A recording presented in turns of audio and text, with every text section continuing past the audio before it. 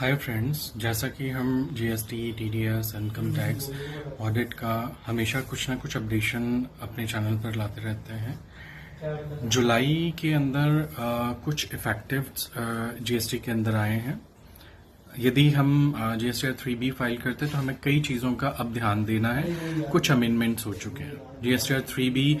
पहले हम उसमें कुछ वैल्यू चेंज कर सकते थे, बट अब कोई वैल्यू चेंज नहीं कर सकते। वो जीएसटी 1 से ऑटो पॉपुलेटेड होकर आएगी, यानी जो मैनुअल चेंजेस थे वो अभी नहीं हो पाएंगे जुलाई ऑनवर्ड से। जुलाई के जब आप जीएसटी रिटर्न्स फाइल करेंगे।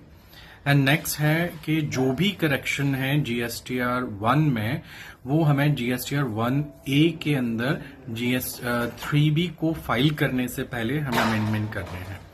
ठीक है, जो भी अमेंडमेंट्स आते हैं और बाकी कोई भी करेक्शन है वो एक ही बारी अलाउ होगा। मैनुअल एंट्री के अंदर रिवर्स चार्ज यानी रिवर्स आरसीएम पर जो जीएसटी लगता है उसे आप अमेंडमेंट कर सकते हैं।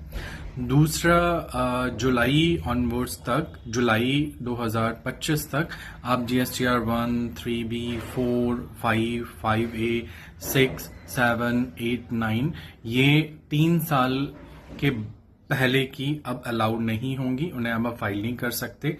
पहले हम पेनल्टी के पे करके हम उसे फाइल कर सकते हैं, तो हमें जितना जल्दी हो सके ये जून तक फाइल कर लेनी है। नेक्स्ट है जीएसटीआर में, जीएसटी रिटर्न में जीएसटी इनपुट का। पहले जीएसटीआर 1 के बाद ऑटो पॉपुलेटेड जीएसटीआर 2B के अंदर रिफ्लेक्ट होती थी। अब 2B के बाद वो 3B में रिफ्लेक्ट होगी ऑटो, बट उसमें कोई भी चेंजेस हम नहीं कर पाएंगे।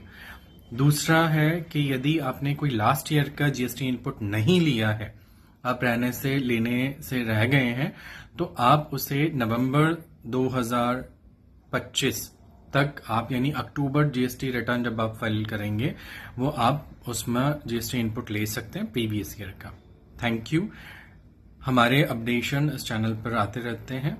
ज़्यादा जानकारी के लिए इस चैनल को सब्सक्राइब करें। और बहुत ज़्यादा जानकारी के लिए आपसे मुझे कांटेक्ट करना है तो नीचे दिए गए कांटेक्ट नंबर पर आप कांटेक्ट कर सकते हैं। Thank you.